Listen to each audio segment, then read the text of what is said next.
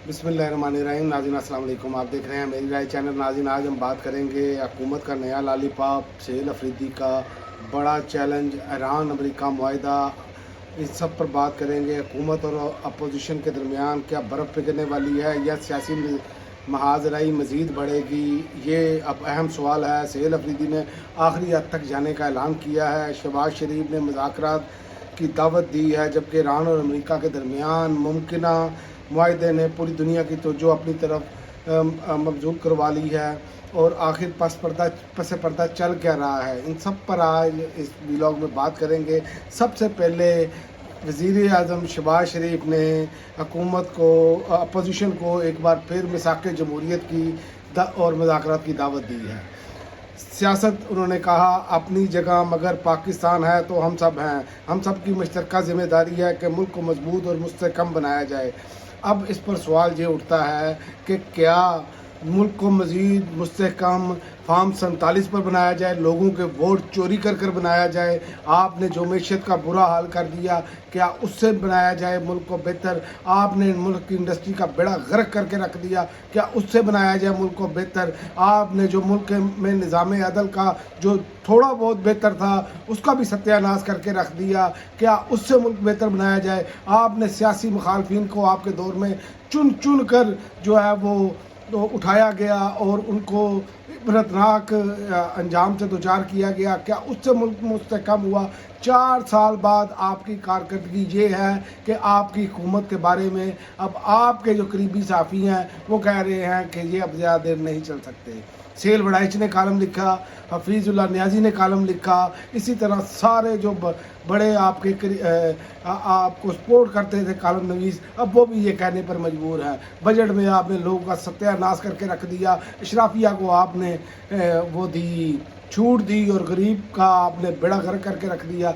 क्या इस तरह, अब इस पर सवाल ये उठता है कि आपके पास कोई इख्तियार है।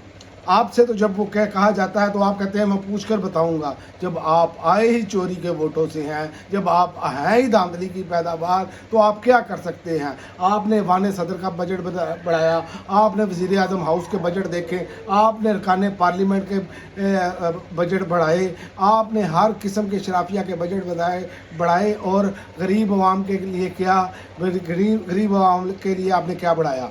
लेवी टैक्स बढ़ा दिया, पेट्रोल की कीमतें बढ़ा दी, महंगाई अपने रूज पर ले गए। हर तरह का, आप तो सस्ता आटा देने आए थे, आप तो अपने कपड़े बेचने आए थे, मैं अपने कपड़े बेचकर आटा लेकर दूंगा, लेकिन आपने तो कौम के कपड़े बेच दिए। तो ये वो सारे सवाल आते हैं। लिहाजा ये एक नया लॉलीपॉप है। अगर पीटीआई इस लॉलीपॉप को लेती है तो कुछ कहा नहीं जा सकता। वैसे तो अभी तक वो पिछले 3 सालों से, जब से इमरान खान जेल के अंदर हैं, ये एक नए लॉलीपॉप लेने की तलाश में रहते हैं और इसके पास, और इनके पास है भी कुछ नहीं। आप देखें ना कि फार्म 47 वाले एक इमरान खान से तो मुलाकात करवा नहीं सकते, तो ये कैसे कह सकते हैं कि मिसाक़ जमहूरियत हमसे कर लें। ये सब फ्रॉड है। ये सब आगे थे जब इमरान खान की हुकूमत एक साइबर के ज़रिए गिराई गई, ये सारी कौम जानती है। लिहाजा इनसे किसी अच्छे की तवक्को रखना जो है वो बेवकूफ़ों की जन्नत में रहना है। और वज़ीर आला सेल अफरीदी ने जो है खैबर पख्तूनख्वा के ज़ेर सदारत पख्तूनख्वा का इजलास जो है रात के इस्लामाबाद में जारी रहा। पार्लिमानी कमेटी का हंगामी इजलास मुनक़्क़द हुआ, जिसमें खैबर पख्तूनख्वा के आइनी और माली सियासी हकूक़ के तहफ़्फ़ुज़ के लिए हर महाज पर आखिरी हद तक जाने का ऐलान किया है इन्होंने। सेल अफरीदी ने, ये कौन सी आखिरी हद है ये हमें अभी तक नहीं पता। जब तक से सेल अफरीदी ने वज़ारत आला का हलफ़ उठाया है, कारकर्दगी जो है वो ज़ीरो है। इमरान खान के हवाले से, अवामी एहतजाज के हवाले से, हर हवाले से ज़ीरो है। ये अभी तक कुछ ऐसा नज़र नहीं आ रहा। लेकिन अब सुनने में आ रहा है कि सेल अफरीदी जो हैं वो एक उन्होंने कहा कि हम इमरान खान से मुलाकात के बगैर बजट नहीं पास करेंगे। एक तो ये बात उन्होंने की है, और दूसरा ये मुख्तसर जो है ना वो बजट पास करना चाह रहे हैं। उसमें ये क्या करना चाह रहे हैं ये मैं आपको अभी बता देता हूँ कि ये करना चाह रहे हैं कि खैबर पख्तूनख्वा हुकूमत जो है वो इमरान खान से मुशावरत के बगैर बजट नहीं पेश करेगी। खैबर पख्तूनख्वा का वक्ती तौर पर 3 माह के लिए बुरी बजट लाने पर गौर है। आर्टिकल 123 और 125 के तहत वोट ऑन काउंट لایا جا سکتا ہے۔ ذرائع کہہ رہے ہیں کہ وزیر اعلیٰ سہیل افریدی نے قانونی ماہرین سے مشاورت کے لیے کمیٹی بھی اب تشکیل دے دی ہے۔ تو یہ صورتحال ہے، دیکھتے ہیں سہیل افریدی آخرکار کیا ان سا داؤ پیچ کھیلتے ہیں۔ لیکن میں آپ کو یہ بتا دوں، اس نظام کی بس ہو گئی ہے۔ اس نظام کو جو بڑے بڑے جو مسلم لیگ نون اور پیپلز پارٹی کے حق میں بولنے والے تھے، ان کی بھی بس ہو گئی ہے کہ ان سے دفاع نہیں ہو پا رہا۔ اب وہ کہہ رہے ہیں یہ کمپنی نہیں چلے گی۔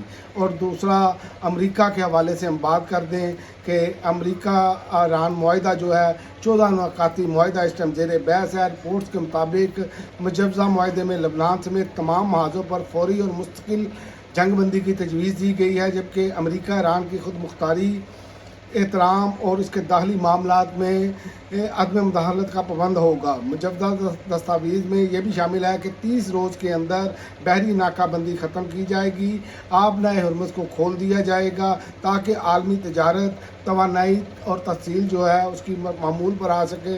رپورٹس کے مطابق ایرانی تیل اور پیٹرو کیمیکل برآمدات پر عائد پابندیوں کو معطل کرنے کی بھی تجویز زیر غور ہے، جبکہ ایران کی تعمیر نو اور اقتصادی بحالی کے لیے $300 ارب مالیت کے مختلف منصوبوں پر بات چیت کی گئی ہے۔ مجوزہ معاہدے کے تحت جوہری پروگرام اور پابندیوں کے خاتمے سے متعلق معاملات جو ہیں 60 روزہ مذاکراتی مدت میں مکمل کی جائے گی، اور اس کے علاوہ $24 ارب مالیت کے منجمد ایرانی اثاثے جو ہیں مرحلہ وار جاری کیے جانے کی تجویز بھی شامل ہے۔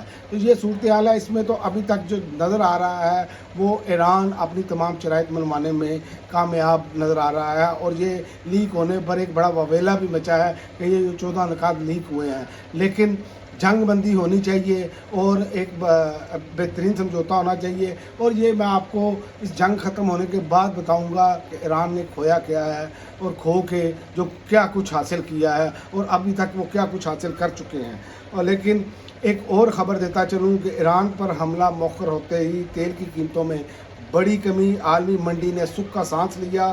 برنٹ خام تیل کی فیوچر معاہدوں کے قیمت $1.21 یا 1.3% کمی کے بعد $89.17 فی بیرل تک آ گئی ہے۔ امریکی ویسٹ ٹیکساس انٹرمیڈیٹ خام تیل $1.23 یا 1.4% کمی کے ساتھ $86.48 فی بیرل تک اب آ گیا ہے۔ تو اب دیکھتے ہیں کہ آنے والے دنوں میں کیا ہوتا ہے، کیونکہ جنگ بندی ہی دنیا میں اس ٹائم جو ہے وہ معاشی استحکام لا سکتی ہے، اس کے علاوہ نہیں۔ اور پاکستان میں بھی اگر استحکام آنا ہے تو عمران خان ناگزیر ہے، یہ اب طے ہو چکا ہے، یہ زیادہ دیر نظام نہیں چلے گا۔ آخرکار عمران خان کو باہر لا کر ہی معاملات آگے بڑھائے جا سکتے ہیں۔ اب تک کے لیے ناظرین اتنا ہی، اگلی ویڈیو تک اجازت دیں، اللہ حافظ۔